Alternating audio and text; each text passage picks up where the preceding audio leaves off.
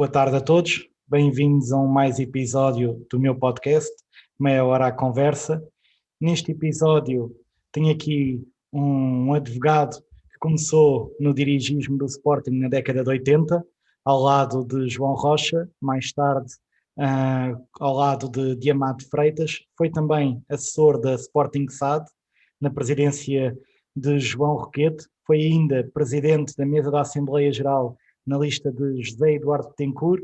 Já nesta década foi também candidato por 2 vezes à presidência do clube leonino em 2011 e 2018. Que eu tenho à minha frente José Eugénio Dias Ferreira. Bem-vindo, obrigado por ter aceito o meu convite. Muito obrigado pelo convite também, estou aqui com muito gosto.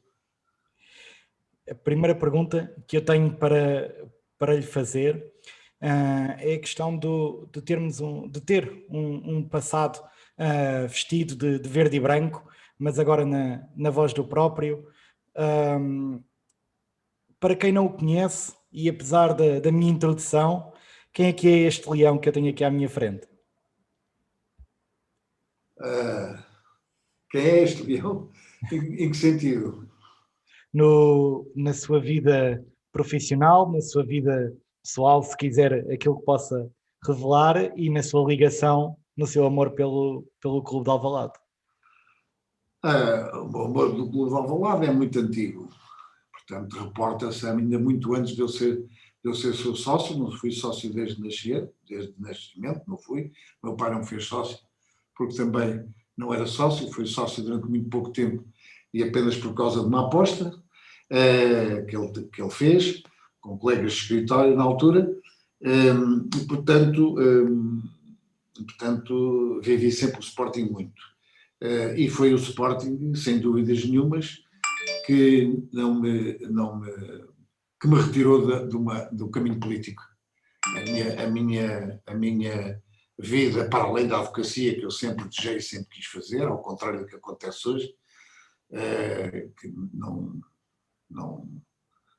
começo a ter um grande desgaste da profissão, pela situação da justiça, ela em si, mas na altura, os meus colegas de faculdade, na altura, hoje alguns que são realmente da política, que estranharam de eu não ter aparecido na política, mas na realidade não apareci, e esse desvio foi provocado fui virado para o dirigismo desportivo.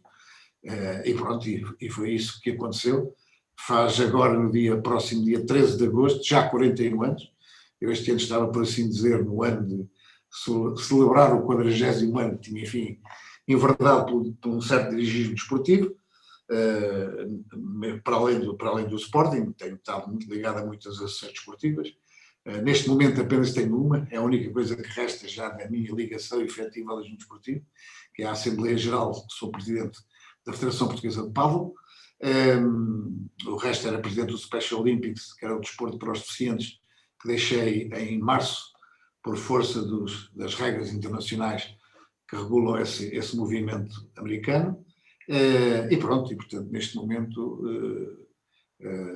ligado ao desporto, não é que posso dizer que seja ligado ao desporto, a única coisa que estou ligado também é ser juiz do Tribunal Arbitral de Desporto, desde o princípio, que já vou no 2º mandato, e que é uma coisa que me agrada também sobremaneira, é ser juiz do Tribunal Arbitral de Desporto.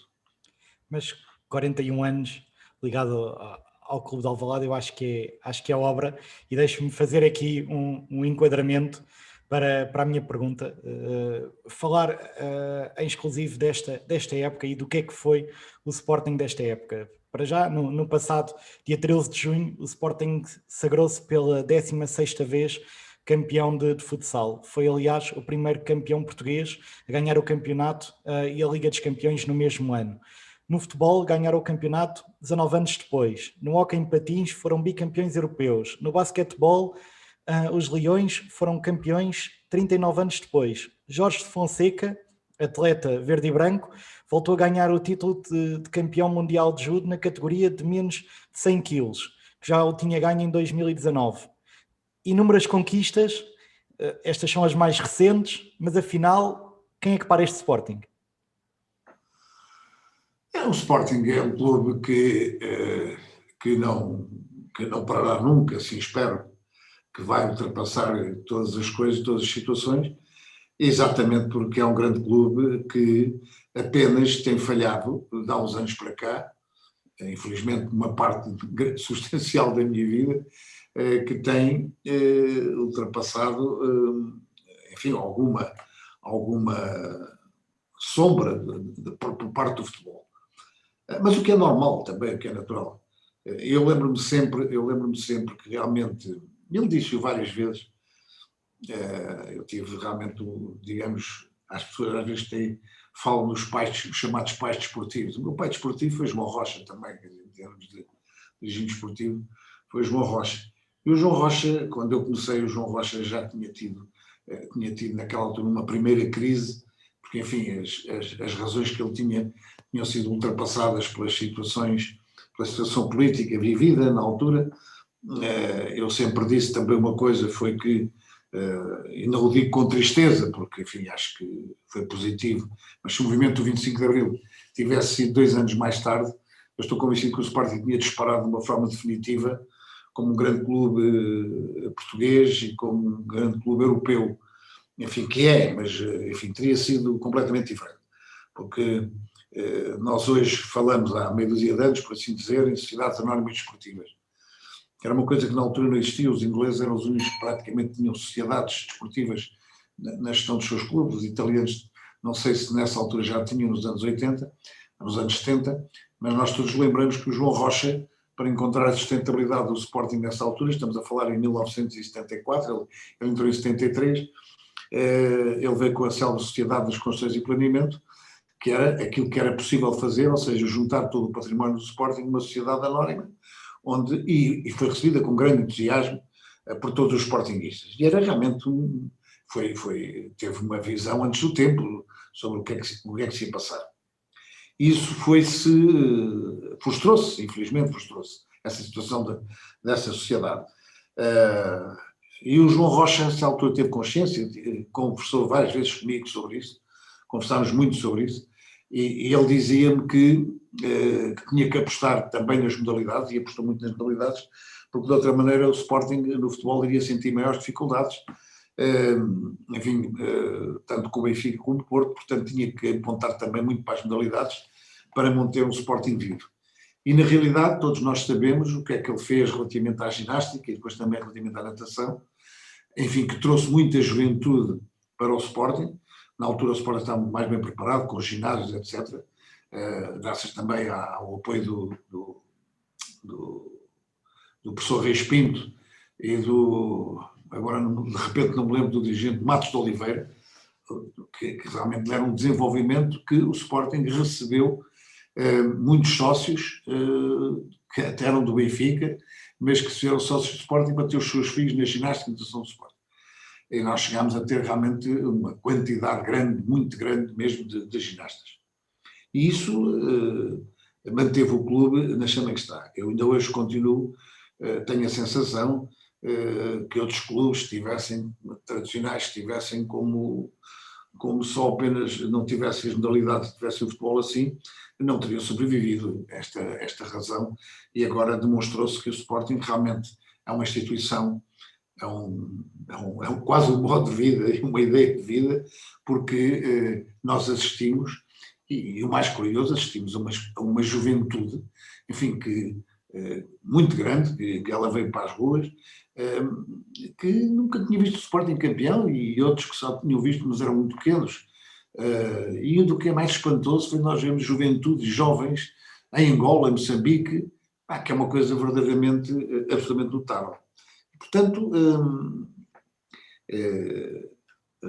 assistiu-se a este sucesso, que é um sucesso que está na base de um trabalho sustentado, e era isso que muitas vezes a grande massa associativa do Sporting e os seus adeptos devia ver, que a estabilidade nestas situações é uma coisa fundamental. Estabilidade tanto sempre nos corpos técnicos como nas gestões, como na gestão do clube. Eu tenho escrito isto várias vezes e as modalidades têm-me dado razão, quer dizer, foram sempre os corpos intermédios que se mantêm, qualquer que seja o presidente. Infelizmente não é aquilo que se passa hoje no Estado português, porque muitas vezes os diretores gerais também são afastados, não são das conferências dos partidos, mas no Sporting, essa camada de dirigentes, seccionistas, etc., é uma camada de pessoas que vivem o Sporting, querem os interesses do Sporting, querem ganhar, amam verdadeiramente o clube e, com sacrifício da sua vida pessoal, moral, patrimonial e tudo, dedicam-se muito ao clube e são dirigentes que permanecem independentemente das direções e que têm as suas finalidades. Eu, por acaso, há uma expressão, um outro dirigente, que é uma pessoa que eu estimo e considero muito, e foi meu colega de direção, e foi um grande atleta português do hóquei em patins, que é o engenheiro Júlio Rendeiro, ainda hoje felizmente vive, e de quem sou muito amigo e admirador, tem uma expressão para isso que é realmente muito, muito feliz, que é a competência residente. Ou seja, o Sporting nessas modalidades tem normalmente pessoas que são competentes e que permanecem vários anos. Teve uma conhecida de toda a gente, foi o professor Luís Pereira, portanto o Sporting teve domínio sempre no atletismo, que todos nós sabemos, e o êxito nacional e internacional. Temos hoje no hóquei, e éramos noutro tempo, grandes jogadores e grandes atletas e grandes treinadores. Temos atualmente um dirigente de eleição que é o Gilberto Borges, realmente um homem de uma dedicação extraordinária, que eu admiro muito, que é uma pessoa que, enfim, que até tem a sua saúde, não é propriamente um homem, enfim, com disponibilidade, mas tem, para o Sporting tem total disponibilidade, um homem que é um profissional bem conhecido, etc. Portanto, foi o homem que, digamos, retomou o hóquei no Sporting, também esteve interrompido, como sabe. Portanto, isto dei aqui 2 ou 3 exemplos, ninguém, que não é contra ninguém, mas nessas modalidades o Sporting tem tido sempre. E no futebol, parece que finalmente querem assentar, foi só um ano, mas realmente assentou um projeto num treinador que saiu completamente certo e que é realmente a pessoa, é o tipo de pessoa, o tipo de perfil que o Sporting precisa para ter sucesso no futebol também e fazer realmente pela primeira vez, e espero que isso continue, um aproveitamento realmente da formação, que é muito importante para o Sporting e que pode realmente definir o seu futuro, a ponto de ele não ser mais outra vez um interregno de 19 anos ou 10 ou o que é que seja. Espera-se que para o ano, pode o Sporting não ganhar, há 2 ou 3 clubes com possibilidades de ganhar, portanto não é preciso ganhar sempre, mas pelo menos que esteja outra vez a lutar até ao fim pelo título e depois ganhar ou não ganhar, desde que não haja aquelas diferenças substanciais. Portanto, eu acho que o Sporting estará no caminho certo, oxalá as coisas assim se mantenham. E é com prazer que eu digo isso, não, portanto, toda a gente saber que fui e sou muito crítico desta gestão do Sporting, em muitos aspectos, mas neste aspecto deu certo e, portanto, há que felicitar, como felicitei, a direção desse aspecto. Deixe-me só pegar antes de irmos, em definitivo, iria para o futebol, falar nas outras modalidades, porque falou aí em aspectos muito importantes. Para já, o pavilhão do Sporting que dá o mesmo nome da pessoa de quem falou do seu pai desportivo, que é o pavilhão João Rocha. Eu devo dizer que foi a primeira pessoa que pôs a circular a ideia de que o pavilhão devia se chamar João Rocha. Foi, não sabia, não tinha essa ideia. Pois. Há muita gente que procura não saber, nem dizer. Porque eu às vezes faço as coisas com uma certa. Foi no tempo do José Eduardo Tencourt, precisamente como presidente, eu presidente da Assembleia Geral, e nessa altura viabilizou-se outra vez a possibilidade, chegou-se a um acordo com a Câmara, de viabilizar a construção do pavilhão, e eu disse-lhe a ele, acho que nós, numa próxima Assembleia, gostaria de propor que o pavilhão se chamasse João Rocha. Ele achou muito bem, como é evidente, mas depois não tivemos a ocasião, o nosso mandato durou apenas 2 anos, infelizmente, foi mais um que foi interrompido, mas cabe-me disso. Mas assim ficou. Mas indo para mais, deixe-me fazer aqui este enquadramento, porque também disse que isto transpunha para as ruas, não é? Que esta questão era importante e que ia para as ruas. Ou seja, na questão dos adeptos. E fazendo-lhe 2 perguntas só numa, qual é a importância que as modalidades e as vitórias nas modalidades têm para os adeptos leoninos, e a segunda, qual é a importância que tem para as conquistas para o Sporting, porque aquilo que eu sinto muito em relação às modalidades e em clubes que tenham o futebol como o desporto central, é que muitas vezes as outras conquistas parece que ficam abafadas, mas o Sporting, da ideia que eu tenho, os adeptos vibram muito com as conquistas. Então o futsal nestes últimos anos tem ganho um mediatismo muito grande, também devido aos adeptos. Portanto, qual é a importância que os adeptos dão e qual é a importância que o Sporting dá às outras modalidades que não o futebol e às suas conquistas? Eu acho que o Sporting criou essa cultura. O Sporting teve sempre, digamos, dentro da sua cultura, o ecletismo, não é? Portanto, o não ser apenas um clube de futebol. E nós temos que perceber também que na altura em que o Sporting foi fundado e em que o próprio fundador disse que o Sporting ia ser um dos maiores clubes da Europa, ele certamente não estava a entender, nessa altura não estaria a entender, nem sequer se aperceberia com certeza, nem tinha razão para se aperceber, do futebol como na projeção que iria ter nessa altura, não é? Estamos a falar em 1906, e não teria essa projeção, tanto assim que o Sporting, a modalidade que tinha que, fundamental, que estava nos seus estatutos, tinha que praticar era a ginástica. Portanto, no ADN do Sporting, da sua fundação, está um clube praticamente de ginástica.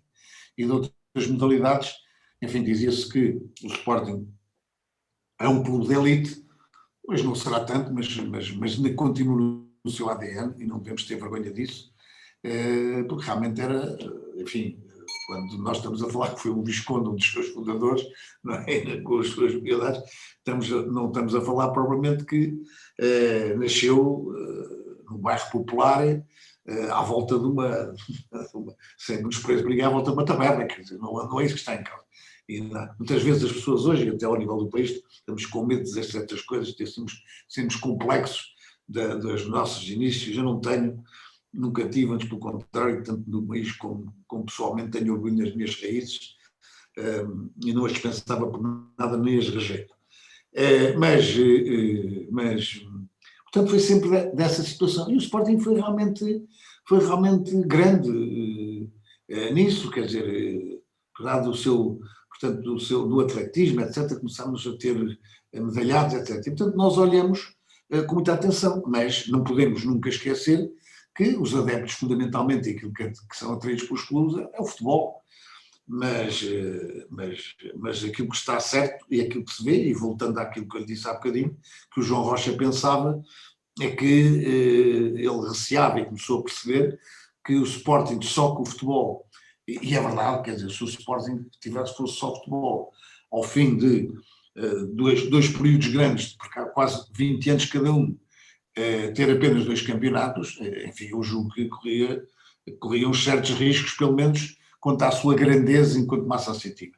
Portanto, a massa associativa criou sempre esse espírito de que o Sporting não é só um clube de futebol, também é um clube de futebol, e será a sua modalidade principal, como é a modalidade rei em toda a parte, mas não é só. E, portanto, dedicou-se sempre e teve sempre grande sucesso nas modalidades, e mesmo quando acabaram algumas modalidades, interromperam, eles tiveram sempre força, ou sempre alguém que os quis fazer renascer. Repare, o hóquei em patins não é uma coisa fácil. O hóquei em patins hoje não tem a expressão que já teve, sobretudo para Portugal, e hoje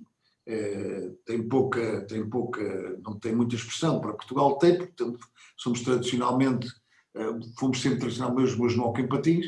Eu falo sempre do hóquei em patins porque, no fundo, eu quando era miúdo, eu posso dizer que a minha modalidade preferida era exatamente o hóquei em patins. É engraçado porque era exatamente os equipamentos todos.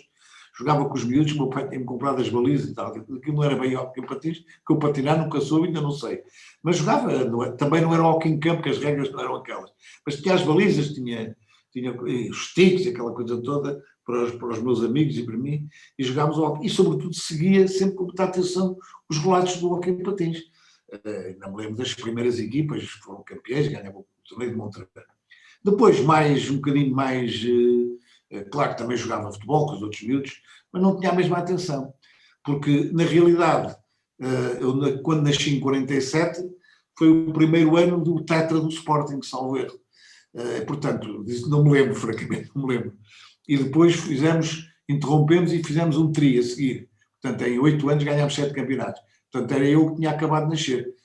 Ainda me lembro, foram 2 coisas que me lembro. Lembro-me de uma festa de campeão, que julgo que já foi do tri, que foi uma final contra o Guimarães, um jogo final, o último jogo do campeonato, em que se fez a festa de campeões do velho estado do Lumiar, portanto já vou em 3, que conheço, e que umas festas com os balões incandescentes, com fogo e tal, que me lembro disso perfeitamente. O Sporting ganhou 4-0 ao Vitória de Guimarães, eu até tenho aí apontado a data em que foi, mas foi muito interessante. E depois fui à inauguração do estádio de Alvalade, ainda me lembro, eu e as minhas irmãs, todos vestidos de verde, etc., e o meu pai e a minha mãe, e pronto, e depois vivi sempre muito o Sporting.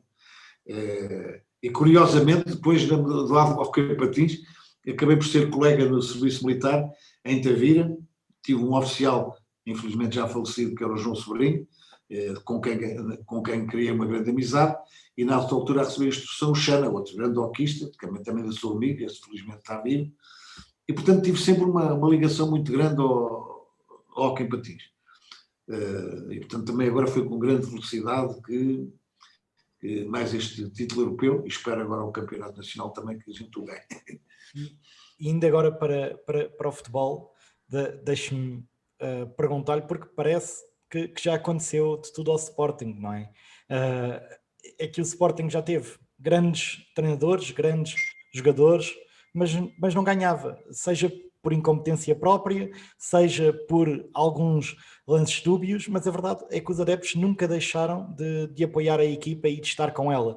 No entanto, para um clube com a grande história que o Sporting tem, e sendo um clube centenário, como é que se explica estar 19 anos sem ganhar? Exatamente, porque sabe, o que custa são os primeiros. Depois, o que custa são os primeiros, quando depois as coisas se tornam muito, como é que é dizer, muito longos, as pessoas começam a ser cada vez mais exigentes. E, portanto, esquecem-se rapidamente quais foram os erros que se cometeram para isso se justificar. Eu aqui há tempos, um dia preocupei-me um bocado, até para escrever os meus artigos habituais, e estive a ver, era uma quantidade de treinadores, uma quantidade de direções. E como disse, as modalidades nunca se foram sofrendo sobre isso, porque tinham as pessoas ao nível intermédio que, no fundo, sustentavam as modalidades, mas o futebol dá cabo de treinadores, dá cabo de dirigentes, e muitas vezes nós passamos, o meu amigo é muito novo, mas passaram pelo Sporting treinadores muito bons.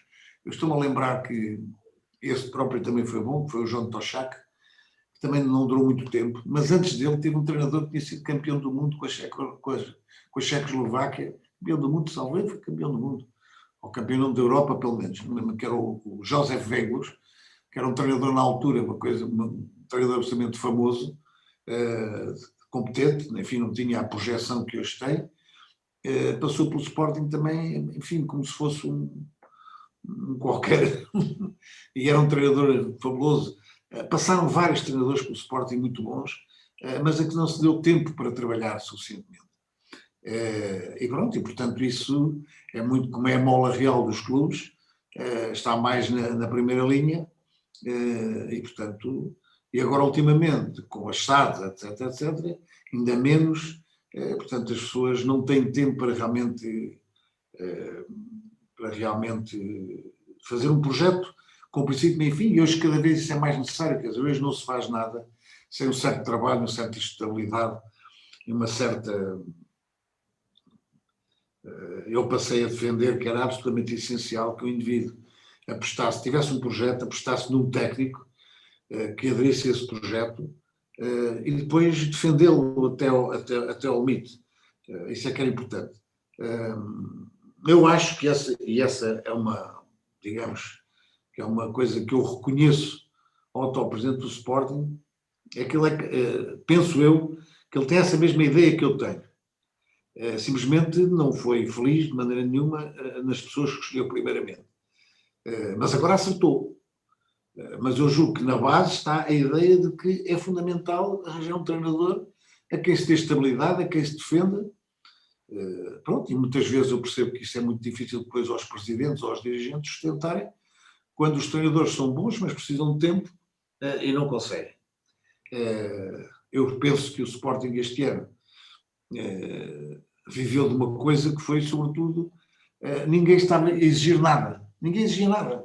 Quer dizer, o Sporting começou, como fez uma época muito má o ano passado, depois, enfim, com toda a pandemia, ainda menos esperava que o Sporting pudesse, fez 2 ou 3 aquisições, nada assim que desse muito nas vistas, e portanto eu acho que a maior parte das pessoas não esperavam o sucesso que isto iria ser. Mas a certa altura comecei-me a perceber que isto não era, eu pessoalmente comecei-me a perceber que não era obra do acaso.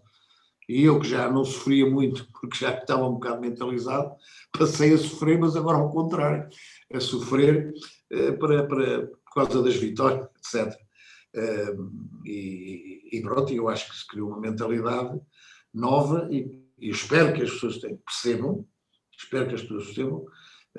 que o Ruben Amorim, como um treinador que tivesse o perfil dele, mas nós agora estamos a falar do Ruben Amorim, não preciso de falar de outros, porque é esse que nos satisfez e que eu acho que assumiu verdadeiramente o projeto. Porque também às vezes os treinadores falam uns projetos que a gente não sabe bem qual é o projeto deles.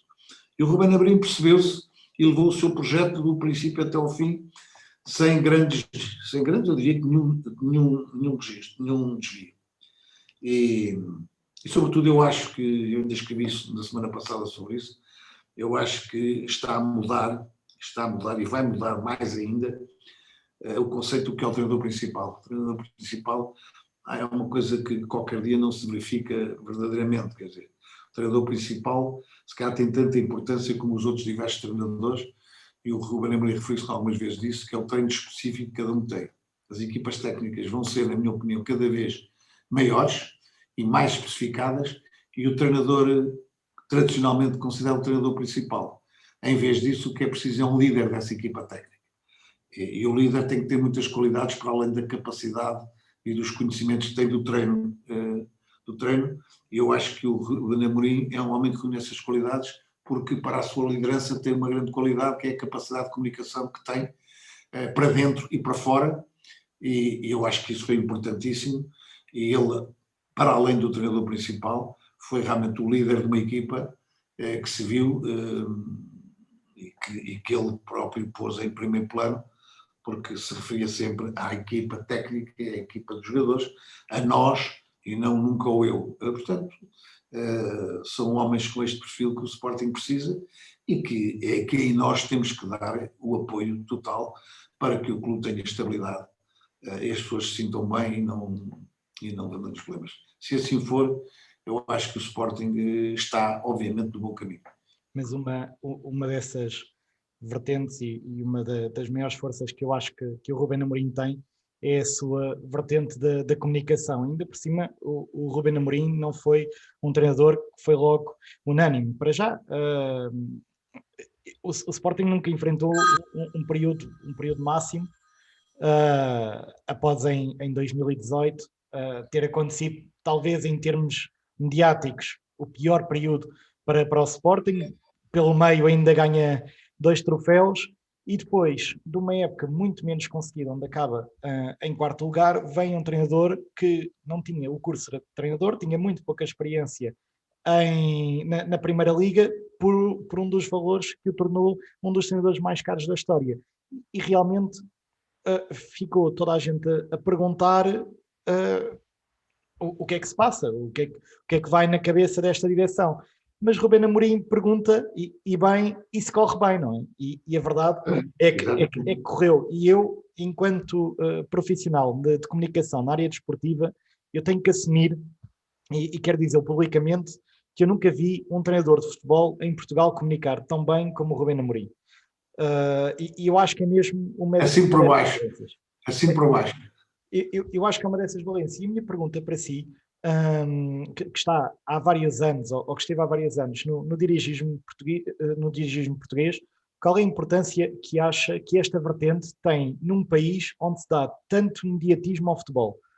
A parte da comunicação e do treinador saber comunicar. Porque, na verdade, o Sporting, quando em alguns anos antes parecia que todas as pessoas falavam pelo Sporting, não é? Na verdade, o Sporting parece que se uniu e que estava tudo em torno da opinião de Rubén Amorim. E lá está, onde vai o vão todos, e a verdade é que o Sporting foi só nesse caminho e acabou por se juntar e ser campeão.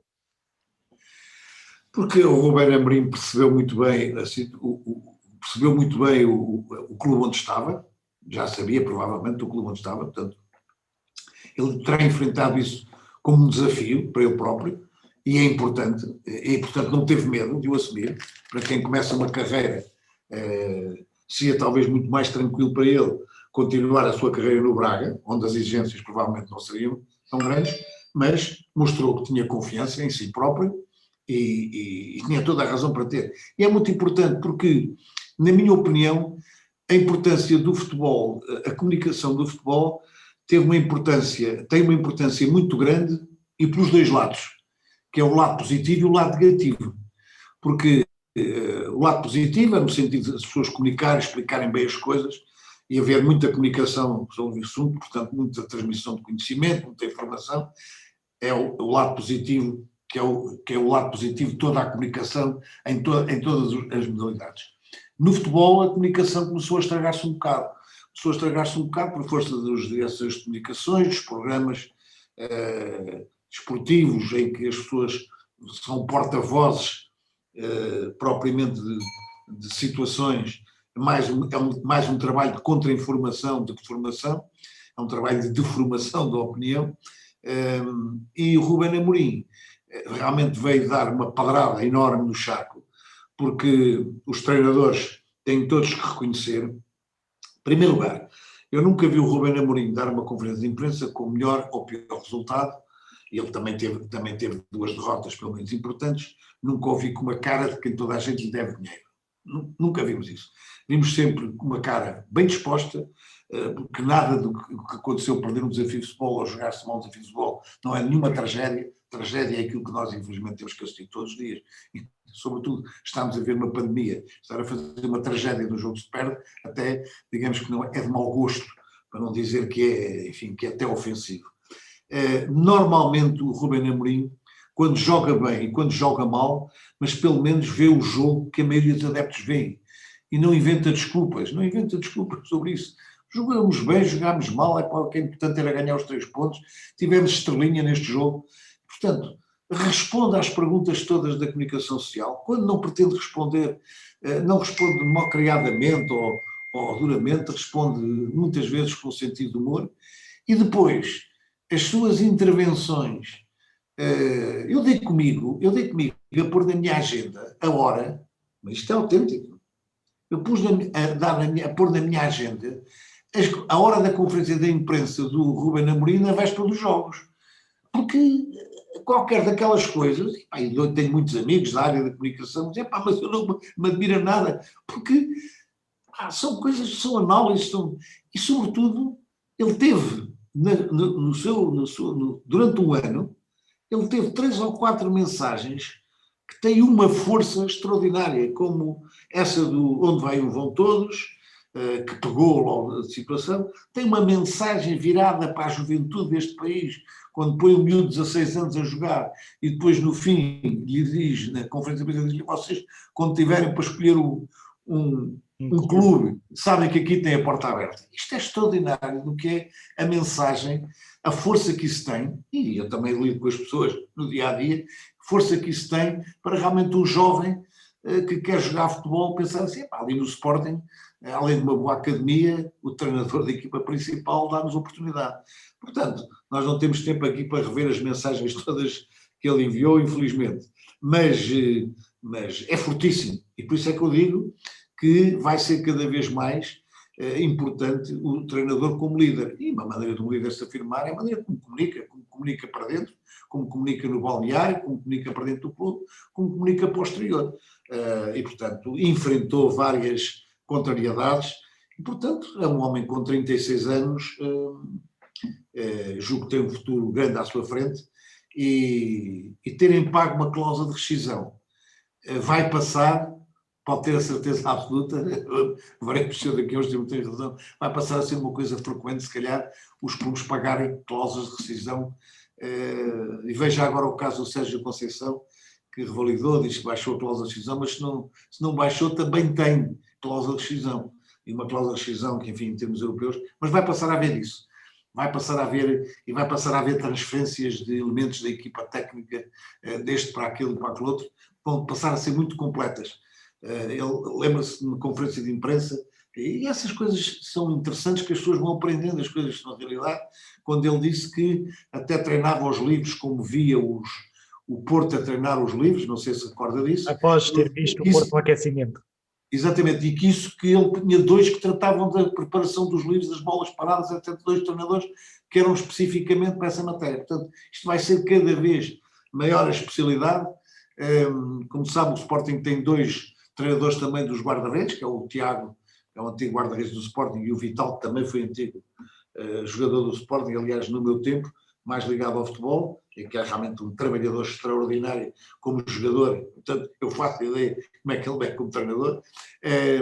E, portanto, as equipas técnicas vão se alargando, cada um com a sua especialidade, e as partes todas que há hoje, psicólogos, nutricionistas, etc., vai ser cada vez mais importante. E, portanto, o treinador principal praticamente não tem que andar às voltas a correr no campo e a não sei o quê, a fazer isto e fazer aquilo, é o líder. Portanto, o homem comunica. E eu acho que isso foi importantíssimo o trabalho do Rubén Amorim, porque na realidade poucas vezes se tem visto um treinador, muitas vezes as opiniões dividem-se com o treinador, haja em vista o que se passa no clube ao rival, no Benfica, que o treinador não é hoje um fator de união no Benfica, mas um fator de visão, obviamente que o é, não vale a pena as pessoas estarem a escamotear, não é? Enquanto o Rubén Amorim foi exatamente o contrário, foi o fator de uma união de um clube que estava profundamente dividido.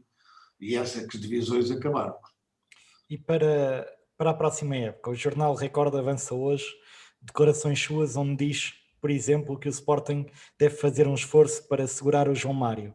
Qual é a sua expectativa do futebol para a próxima época? Eu tenho as minhas análises são um pouco mais difíceis, porque eu antigamente falaria logo sem pejo nenhum de dar a minha opinião sobre o assunto. Não, agora tenho alguma dificuldade em dar. Eu também fui uma das pessoas que, por acaso ainda não vi, mas fui uma das pessoas que dei a opinião ao Record sobre o assunto. Provavelmente leu que eu dei uma opinião sobre isso, e pensei que se estiver só em causa o valor da transferência, portanto, se estiver tudo acertado relativamente ao resto, eu acho que o Sporting deveria fazer um bocadinho mais um esforço. Mas eu também, e sem qualquer desrespeito pela comunicação social, sei que nestas alturas há muitas notícias que saem, mas que são, para não dizer plantadas, enfim, que são encaminhadas, orientadas num determinado sentido, porque os empresários põem as coisas a circular conforme lhes convém, etc. Portanto, tenho alguma dificuldade em dar. Mas este ano tenho uma tranquilidade. É que se tudo estiver na mesma, sei que o Rubén Amorim e o Hugo Viana têm um papel principal nisso, têm um papel sério nisso, no que é o interesse do Sporting e para a sua equipa, e, portanto, eu procuro fechar um pouco os olhos às notícias que ouço nos jornais e na televisão, que são programas inteiros a falar sobre transferências, e para não ficar baralhado, aguardo e comento pouco. É essa pergunta sobre o João Mário. Apenas quis dizer que, no fundo, acho que o João Mário, se não for outras coisas, se outras coisas não tiverem acertadas, portanto, eu não quero estar a ser injusto para alguém e haja mais do que isso. Se for só aquela diferença, acho que o Sporting já tem dado por jogadores que não mereciam nem o ordenado que recebem ao fim do mês, quanto mais estar a dar um valor de milhões para que eles sejam transferidos. Portanto, eu acho que, enfim, talvez valesse a pena. É um jogador da nossa formação, é um jogador já completo, já feito, foi importante, não só a sua presença como o seu próprio jogo foi importante, mas pronto, eu acho que nesse aspecto, como digo, confio muito no Rubén Amorim e no Hugo Viana. Tenho que lhes dar o benefício que lhes dei na última época, quer dizer, comecei por não lhes dar apenas o benefício da dúvida, depois dei-lhes o benefício da certeza, porque provaram que estavam a fazer um bom trabalho e fizeram um bom trabalho, e portanto seria um bocado ridículo até da minha parte estar aqui a fazer grandes apreciações, porque não sei quais são os seus critérios, não sei, nem tenho que saber. Essa é a primeira coisa. Felizmente, agora sabe-se muito menos do que se passa lá dentro, do que sabia antigamente, que aquilo parecia uma porta aberta. E toda a gente ouvia, toda a gente sabia. Portanto, olha, guardo, tenho que confiar, tenho razões para confiar, portanto confio. Infelizmente, o nosso tempo É já vai verdade. longo, é uma das vantagens de estarmos na plataforma digital, é que isto não tem tempo, e temos aqui um pouco, mas eu não queria terminar sem fazer uma rubrica habitual deste podcast, que é o tempo de compensação. São perguntas rápidas Desculpa, é um. tempo de compensação. São perguntas rápidas que eu lhe pedia que também tivessem respostas rápidas. Vamos a isso?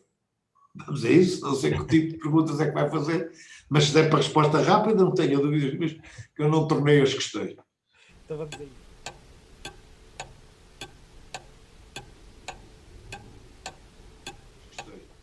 Então vamos a isso.